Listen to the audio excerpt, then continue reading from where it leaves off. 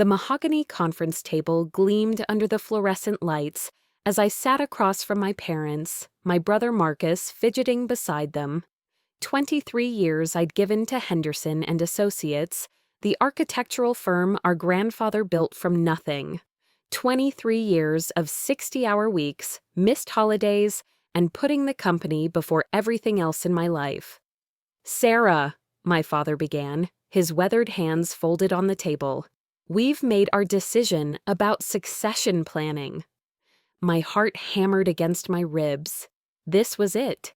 The moment I'd been working toward since I graduated, summa cum laude from MIT, since I'd landed our first $1 million contract, since I'd pulled the company back from near bankruptcy during the 2008 recession. I'd rebuilt our client base from the ground up, modernized our technology systems, and personally managed relationships with our top-tier clients who trusted only me with their multi-million-dollar projects. "We're appointing Marcus as CEO," my mother said, her voice barely above a whisper. The words hit me like a physical blow. Marcus, my younger brother who'd joined the company 5 years ago after flunking out of business school twice, who spent most meetings playing on his phone, who had never closed a deal above $50,000. Marcus, who still asked me to explain basic architectural principles and relied on our senior staff to cover for his incompetence. "What?" The word escaped as a strangled whisper. "Marcus has shown real leadership potential," Dad continued, not meeting my eyes. "And frankly, Sarah, you can be difficult to work with, too demanding, too perfectionist. Marcus has a better rapport with people." My vision blurred with rage. Difficult? I was demanding because I maintained the standards that kept us competitive. I was a perfectionist because our clients trusted us with structures where lives were at stake. And rapport? Marcus's idea of client relationship management was taking them to expensive dinners and laughing at their jokes while I handled the technical discussions that actually won contracts. "Besides," Mom added, "Marcus is planning to get married soon. He needs the stability and respect that comes with the CEO title. You're focused on your career. You don't need the additional pressure." The patronizing tone was the final straw. Because I was single and childless, my accomplishments mattered less? Because I'd sacrificed personal relationships to build their company, I deserved less recognition? "I see," I said, my voice steady despite the earthquake inside my chest. "And what role am I being offered in this new structure?" "Chief Operations Officer," Marcus spoke for the first time, and I could hear the smugness he was trying to hide. "You'll report to me, of course, but you'll still handle the day-to-day operations. Really, nothing will change except the organizational chart. Nothing will change, except I'd be subordinate to someone I'd trained, someone who couldn't design a doghouse without my help, someone who was being handed the position I'd earned through decades of excellence." "When does this transition take effect?" I asked. "Immediately," Dad said. "We're announcing it at the company meeting tomorrow." I stood up slowly, my chair scraping against the polished floor.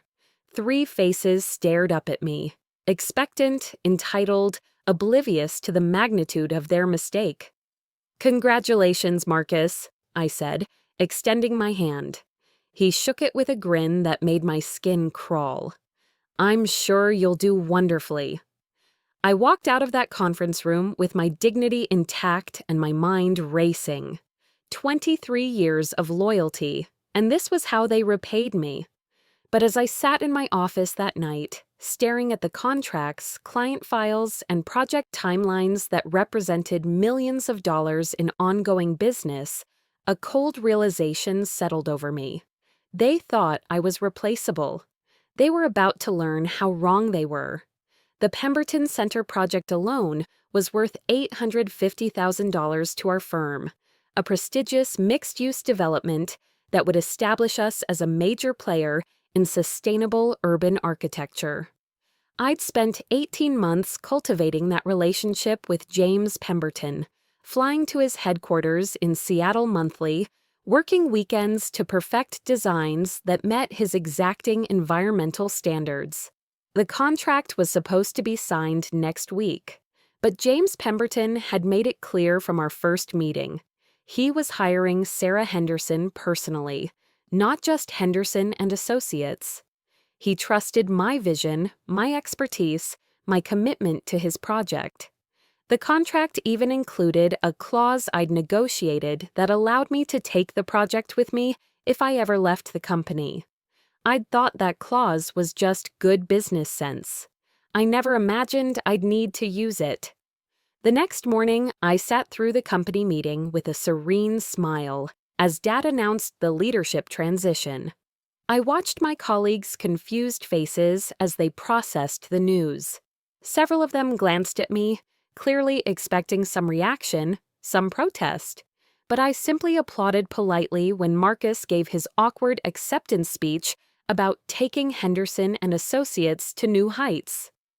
After the meeting, I returned to my office and began making calls. James? It's Sarah.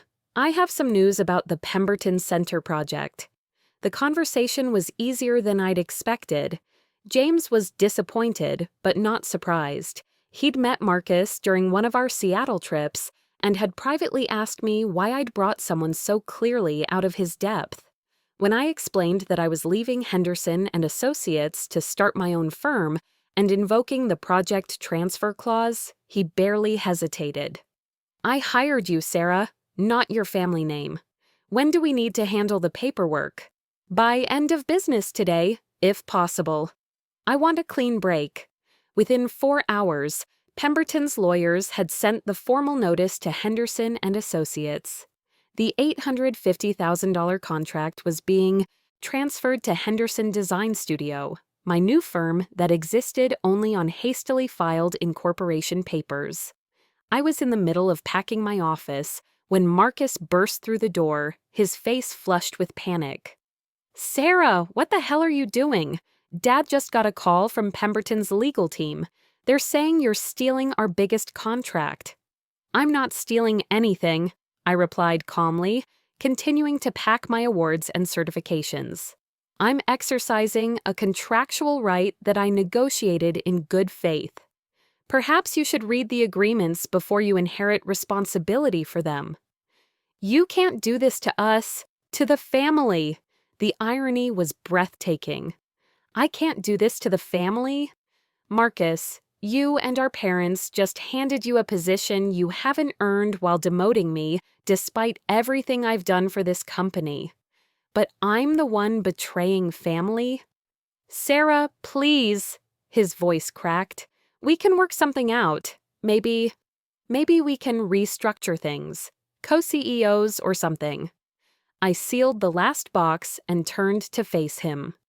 Yesterday, you were happy to have me report to you. Today, when you realize what I'm actually worth to this company, suddenly you want me as an equal? No, Marcus. You made your choice. Now live with it. The company will sue you. With what grounds? I've done nothing illegal or unethical. I've simply chosen to end my employment and take my clients with me, clients who have contractual agreements allowing exactly that. If you want to sue someone, sue the lawyer who reviewed those contracts and didn't explain their implications to management. I walked toward the door, then paused. Oh, and Marcus, you might want to call Davidson Industries. The Riverside Mall renovation is behind schedule, and they're expecting an update on the structural modifications by Friday. Also, the Keller project needs immediate attention. There's a potential foundation issue that could delay groundbreaking, and the City Planning Committee is still waiting for the revised blueprints for the Morrison building that were due last week.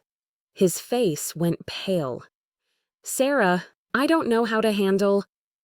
That's not my problem anymore. I hefted my box of personal items. Good luck with your new leadership role. I left Henderson and Associates for the last time that Tuesday afternoon. By Thursday, 3 more clients had requested to transfer their projects to my new firm. By the following week, 2 of our most talented junior architects had given notice to join me. The fallout was swift and brutal. Without my institutional knowledge and client relationships, Henderson and Associates hemorrhaged business. The Pemberton contract had been their largest single project, but it was just the beginning.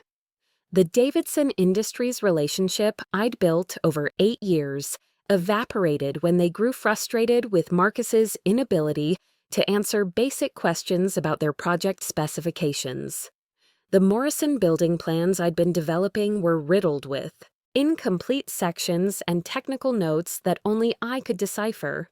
Marcus tried to finish them himself and submitted drawings with fundamental structural flaws that the City Planning Committee rejected. The local business journal ran a feature article about my new firm 3 weeks after I left, highlighting the Pemberton Center project as an example of innovative, sustainable design. The reporter interviewed James Pemberton, who praised my uncompromising commitment to environmental excellence and technical precision. The subtle implication was clear. Henderson and Associates had lost something irreplaceable. My parents tried to reach me multiple times during those first few weeks. Dad left voicemails ranging from angry threats to desperate pleas. Mom sent carefully worded texts about family loyalty and working through differences. I deleted them all without responding. But it was the call from my brother that I finally answered, exactly 1 month after I'd left. "Sarah, please. We need to talk." His voice was hollow, defeated. I felt a flicker of something, not quite sympathy, but perhaps recognition of the weight he was carrying. "What do you want, Marcus?" "The company. We're in trouble, real trouble. Without the Pemberton contract, we can't make payroll next month. We've lost 6 more clients, and the Morrison project has been canceled entirely because of the planning delays. Dad's talking about selling the building, maybe shutting down altogether." I felt a cold satisfaction, but also something more complex. Sadness for the grandfather who'd built something meaningful, regret for the employees who would suffer for my parents' arrogance. "I'm sorry to hear that," I said, and I partly meant it. Could we possibly work together again? Some kind of partnership arrangement? You could name your terms." "My terms?" I laughed, but there was no humor in it. "My terms would have been simple, Marcus. Respect, recognition for my contributions, equal treatment regardless of my gender or personal choices. But that ship has sailed. Sarah, please. I know I don't deserve the CEO position. I never did. But Dad and Mom, they were so convinced that traditional leadership structures were important, that clients would respect a male CEO more.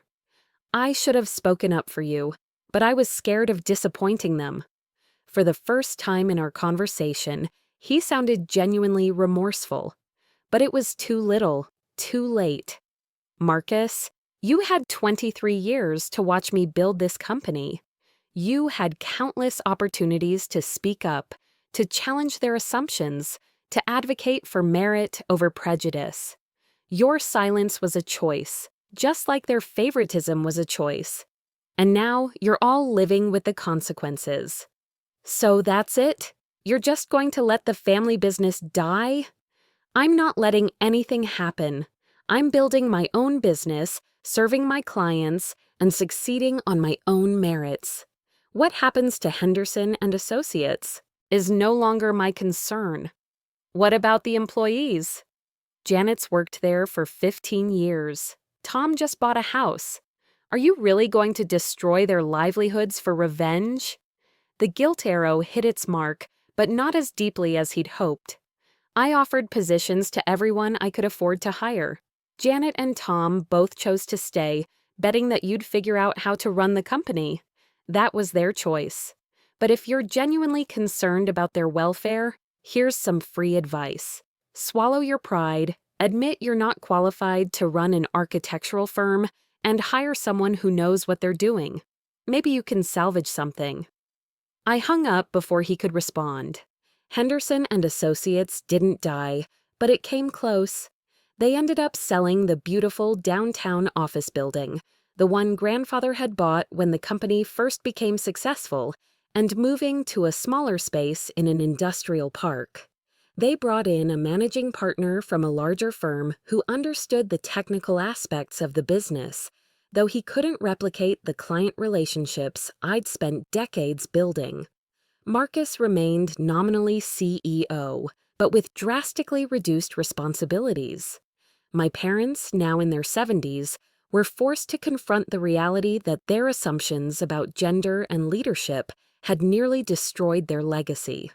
The industry is small and word traveled fast. Within 6 months, Henderson Design Studio had a reputation as an innovative firm led by someone who'd been foolishly undervalued by her previous employer. The narrative practically wrote itself.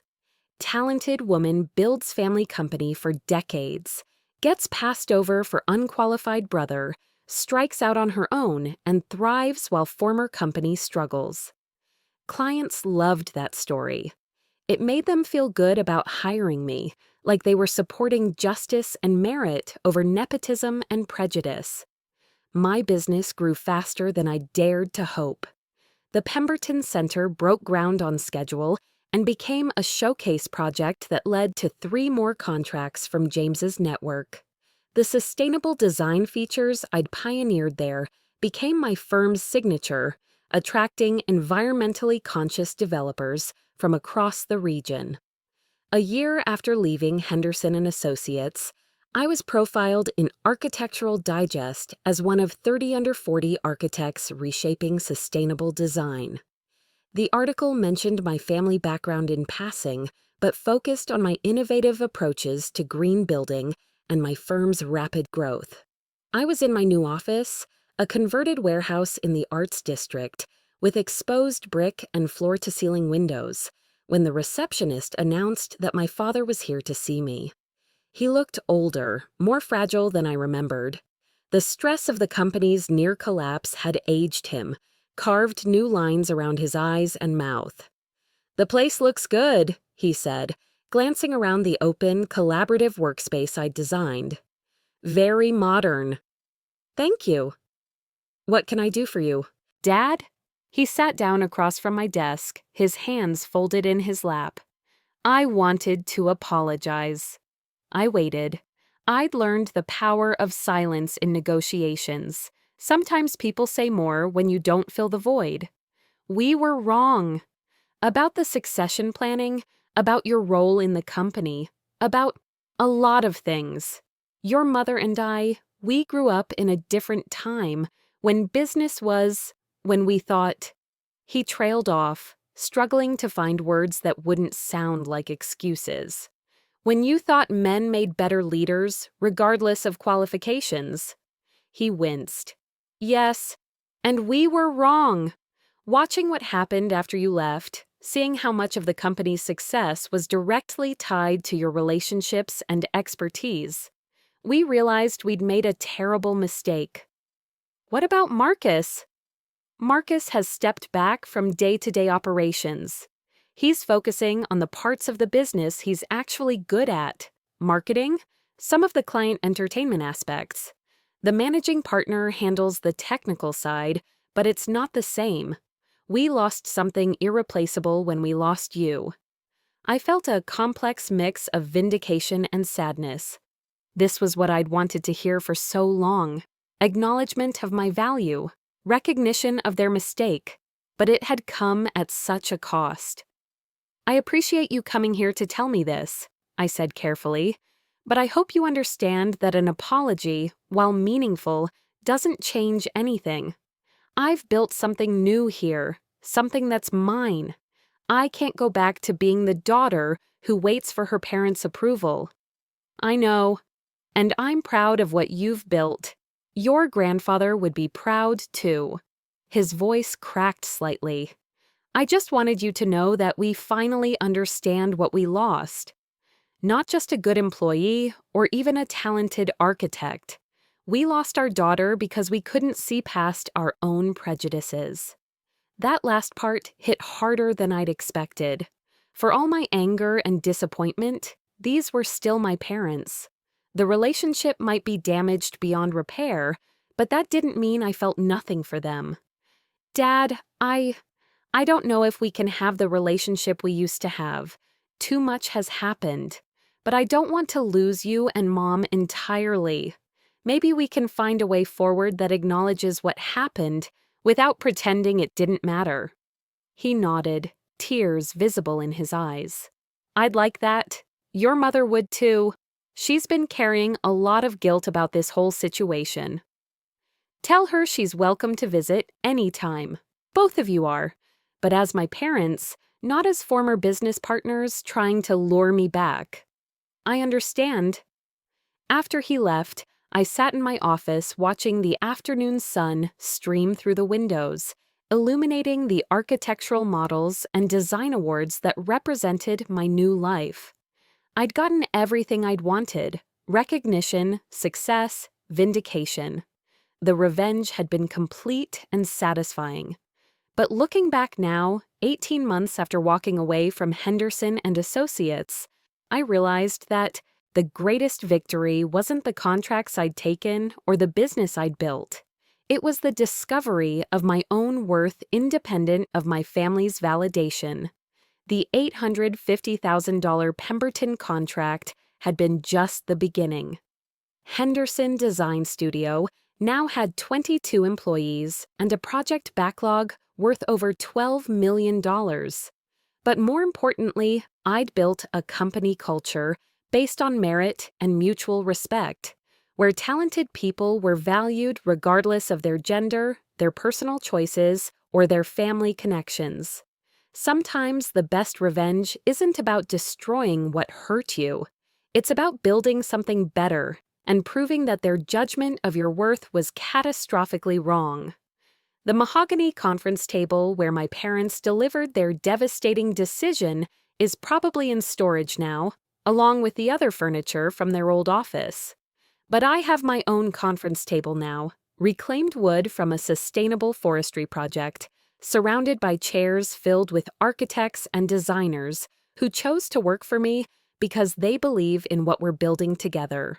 That's a legacy worth more than any family name, any inherited position, any approval I once desperately sought. And every time a new client chooses Henderson Design Studio because they want to work with the woman who was foolishly undervalued by her previous firm, I'm reminded that sometimes the best way to heal from betrayal is to transform it into fuel for something extraordinary. The story could have ended with a destroyed family business and bitter estrangement. Instead, it became the origin story of something better, a lesson in recognizing your own worth and having the courage to claim it, regardless of who tries to tell you otherwise.